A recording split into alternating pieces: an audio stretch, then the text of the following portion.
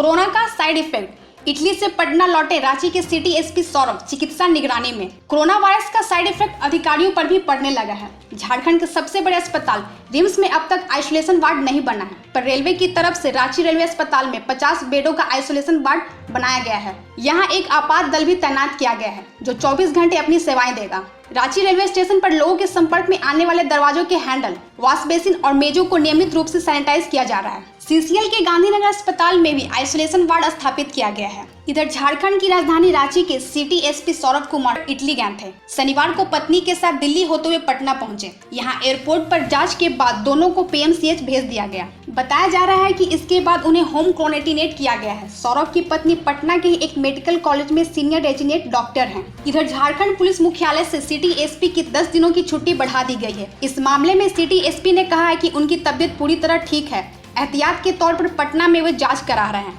Live Jharkhand breaking के लिए bureau की रिपोर्ट।